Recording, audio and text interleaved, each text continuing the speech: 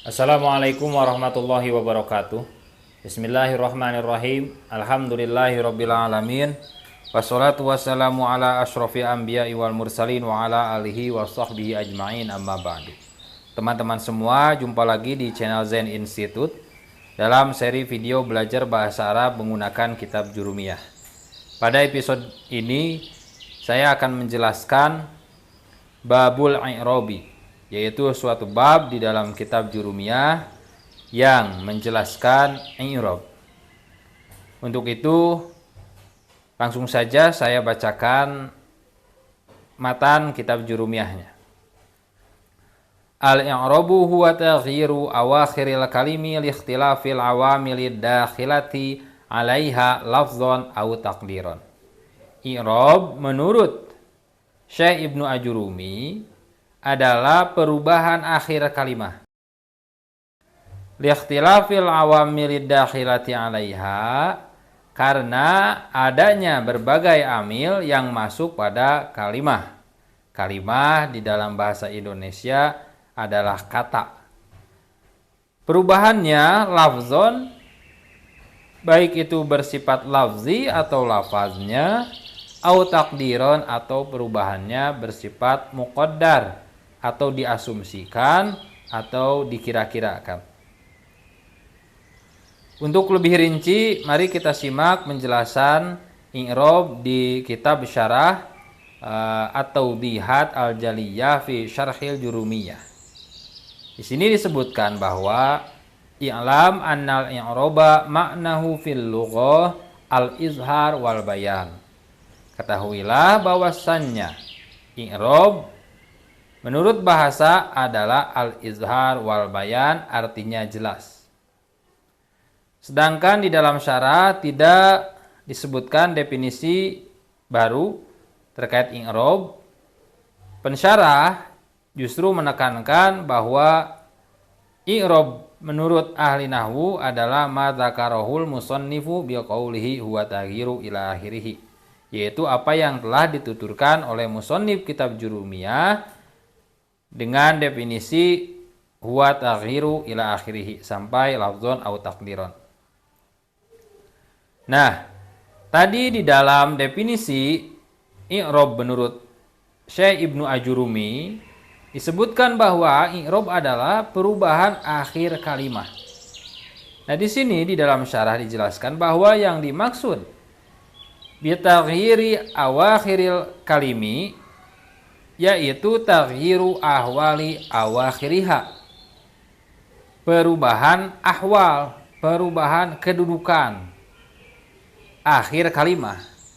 Jadi yang dimaksud dengan perubahan kalimah, perubahan akhir kalimah adalah perubahan kedudukan akhir kalimah.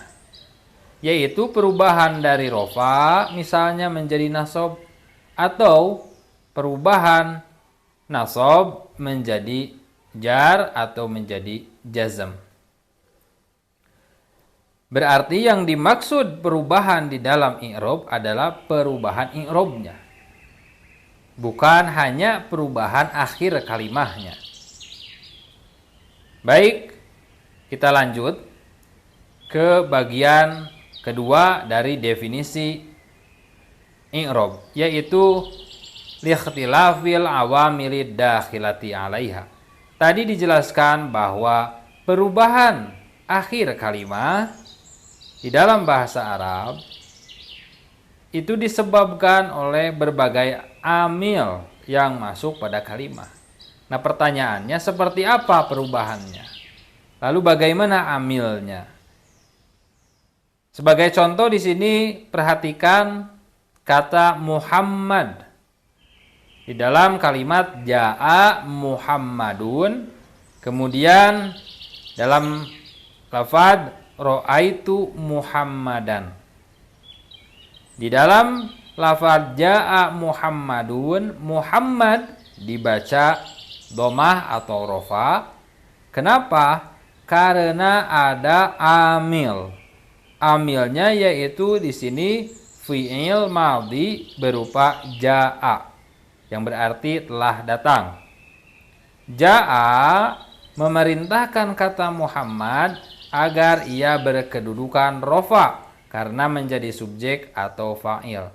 Maka Muhammad harus dibaca rofa. Jadi dibacanya ja'a Muhammadun. Sedangkan pada lafaz ra'aitu Muhammadan, Muhammad harus dibaca nasab karena ada fi'il fa'il yaitu amilnya yang memerintahkan kepada lafaz Muhammad supaya dibaca nasab. Maka Muhammad harus dibaca nasab dalam lafaz ini, yaitu ra'aitu Muhammadan. Tadi ja'a Muhammadun menjadi ra'aitu Muhammadan. Nah, dalam dua kalimat ini yang menjadi amil adalah ja'a dan ra'aitu.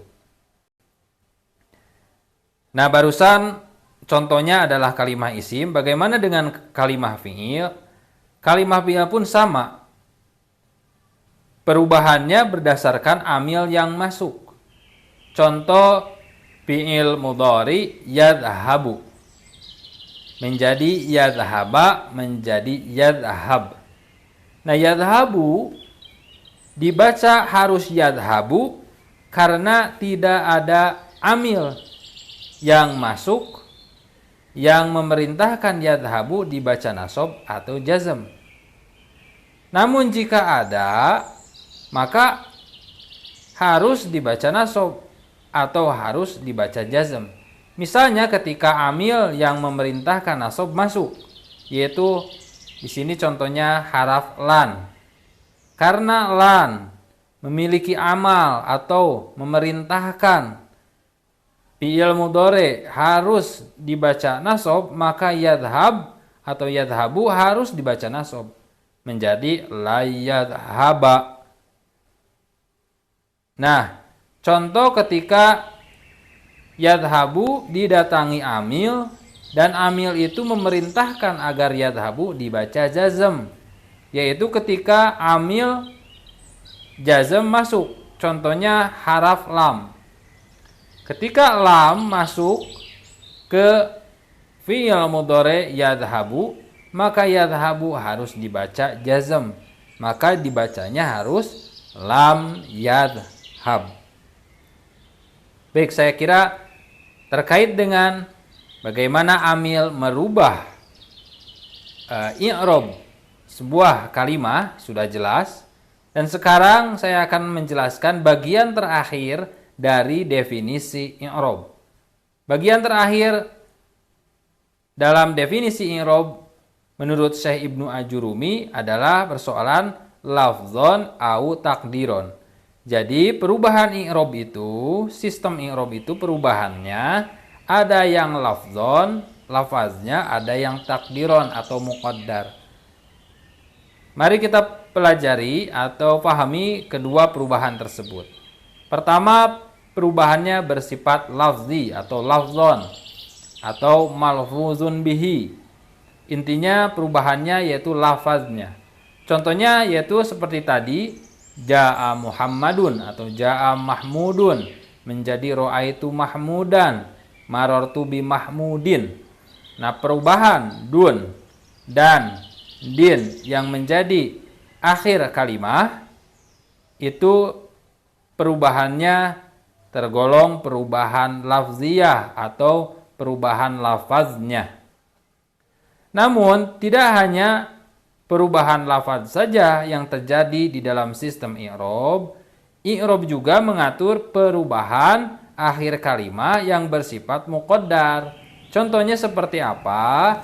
Satu, seperti perubahan atau i'rabnya isim maksur. Jadi di antara isim itu ada jenis isim yang disebut isim maksur. Isim maksur adalah isim yang akhirnya adalah alif lazimah dan sebelumnya adalah fathah. Contohnya seperti lafad al-fata. Nah, lafad al-fata atau kalimah isim maksur al-fata perubahannya tidak lafzi karena dari segi lafad tidak ada yang berubah.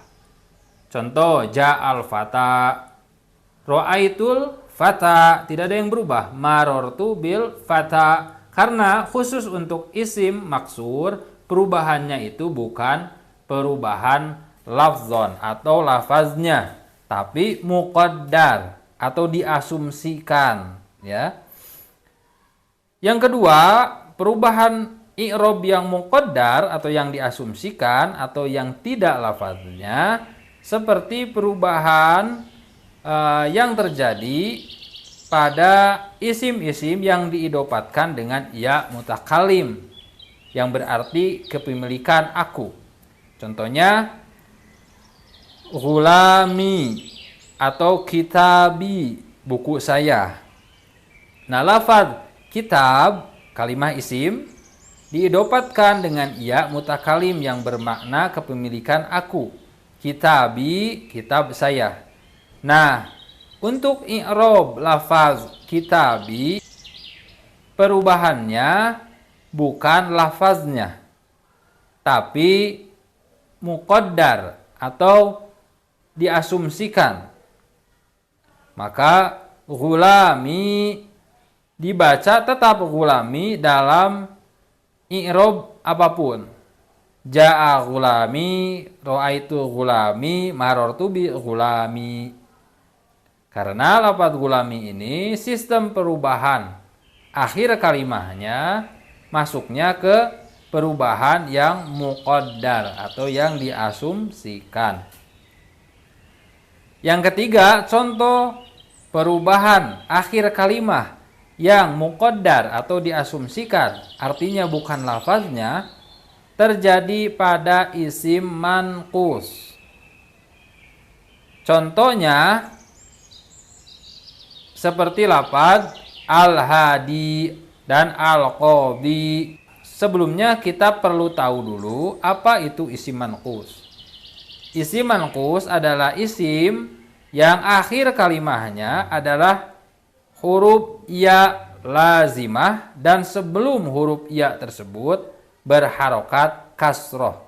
Contohnya seperti tadi saya sebutkan al-hadi, al-qadhi.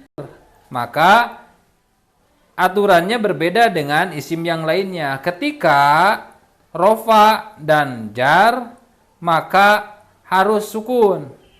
Al-qadhi, al-hadi, ja'al hadi, marortu bil hadi.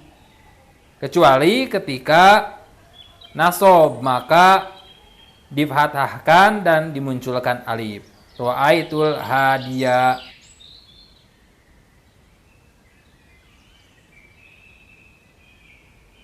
Ketiga contoh tersebut tadi disebutkan, pertama isim maksur, kedua isim yang diidopatkan ke ya mutakalim, dan yang ketiga isim manqus. Sistem perubahannya atau perubahan akhir kalimahnya bukan perubahan lafzi, tapi perubahan yang sifatnya muqaddar atau dikira-kirakan atau artinya diasumsikan. Jadi mari kita simpulkan bahwa i'rob adalah perubahan akhir kalimah karena adanya amil yang memerintahkan akan suatu perubahan akhir kalimah. Perubahannya bisa lafadznya atau bisa perubahan yang muqaddar atau diasumsikan. Nah, teman-teman, untuk memahami sistem i'rob ini atau pengertian i'rob ini tentu saja tidak bisa dibandingkan dengan memahami sistem bahasa Indonesia. Karena di dalam bahasa Indonesia tidak ada sistem i'rob. Contohnya kata buku. Buku di dalam kalimat apapun dengan jabatan kata apapun tetap dibaca buku. Ini buku, saya membaca buku, saya pintar karena buku. Tidak misalnya, ini buku, saya membaca buka, saya pintar karena buki. Tidak, tetap saja buku. Oleh karena itu, teman-teman dalam mempelajari i'rob tidak perlu membanding-bandingkannya dengan bahasa Indonesia. Berbeda dengan kaidah atau teori yang lainnya seperti isim Kan ada padanannya di dalam bahasa Indonesia kata benda, fiil kata kerja, harap kata penghubung. Nah, kalau i'rab apa? Di dalam bahasa Indonesia tidak ada. Jadi teman-teman harus memahami secara tersendiri di dalam sistem bahasa Arab ada yang namanya i'rab. Nah, itu saja teman-teman penjelasan terkait definisi i'rab. Mudah-mudahan bermanfaat dan saya akan lanjutkan nanti di video selanjutnya tentang pembagian i'rab dan ciri-cirinya. Assalamualaikum warahmatullahi wabarakatuh.